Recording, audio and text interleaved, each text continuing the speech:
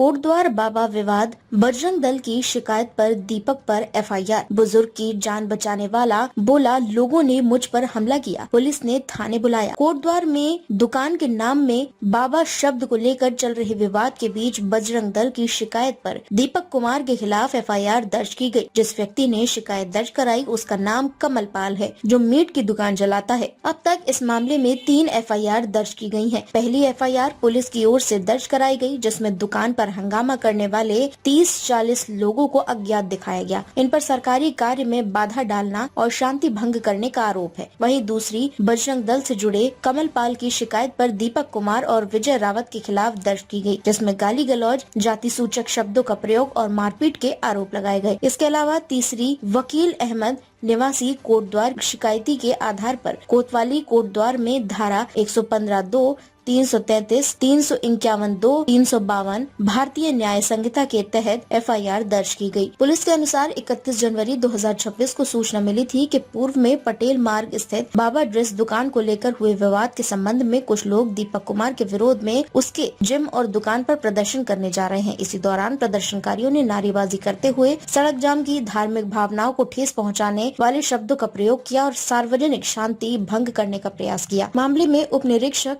विनोद चपराना की शिकायत पर कोतवाली कोटद्वार में भारतीय न्याय संहिता की धारा 191(2), 121(2), 126(2), 196(2), 352 तथा क्रिमिनल लॉ अमेंडमेंट एक्ट की धारा 7 के तहत मुकदमा दर्ज किया गया। आपने बताया कि आपकी जान को खतरा है। हाँ, मैंने बताया कि मेरी जान को खतरा है, ये मेरे को धमकियां दे रहे हैं कि कोटद्वार चल के दीपक को हम बताएंगे। तो उसके बाद ये लोग आते हैं आज 11-12 बजे करीबन आते हैं, 1:30 बजे करीबन ये आते हैं कोटद्वार। और कोटद्वार में कम से कम 5 से 5.5-6 घंटा ही रहते हैं। पूरे कोटद्वार में घूमते हैं, प्रशासन इनको रोकता नहीं है और ये बेहिजक होकर नारे लगाते हैं, मेरे को गालियां देते हैं, मेरी फैमिली को गाली देते हैं, मेरी माँ को, मेरी बहन को। ठीक है, तो ये मेरे को गालियां देते हैं। पूरा प्रशासन इनके साथ घूम रहा है, इनको ये नहीं मना कर रहा, रोक नहीं रहा इनको प्रशासन, सबसे बड़ी बात ये है। ठीक है, उसके बाद जब मैं नीचे गया, प्रशासन ने मेरे को उठाया, यानी कि मेरे को थाने में बंद कर दिया, बिठा दिया उन्होंने मेरे को। 2-2.5 घंटा मेरे को वहां बिठा के रखा और लगातार ये 4-5 घंटा 6 घंटा जो है ये नारेबाजी लगाते रहे कोटद्वार में। मेरे जिम के सामने एक ग्राउंड है, ग्राउंड में ये सब इकट्ठा हो जाते हैं, 150-200 लड़के करीबन होते हैं और वहां से चिल्ला कर ये अपना जो इन्होंने बोलना था गंद, इन्होंने वो गंद बका। और पुलिस प्रशासन वहीं पर था। पुलिस प्रशासन ने ये नहीं करा कि इनको भगा दो, और उल्टा उन्होंने मेरे को उठाकर जो है थाने में बंद कर दिया।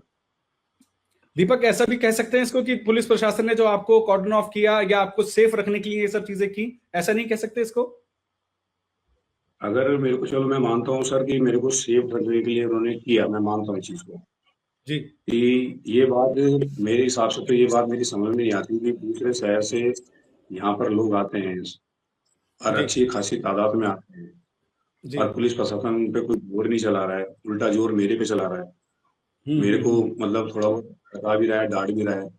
तो मैं उनको ये बोल भी रहा हूँ कि भाई, मैंने कहा मैं तो यहीं का रहने वाला वासी हूँ, तो मेरे ऊपर इतना मतलब जोर क्यों चला रहे हो? मैंने कहा वो तो बाहर से आ रहे हैं, उनको भगाओ। मैंने कहा सीधी सी बात है, माहौल वैसे ठंडा हो जाएगा। मगर नहीं,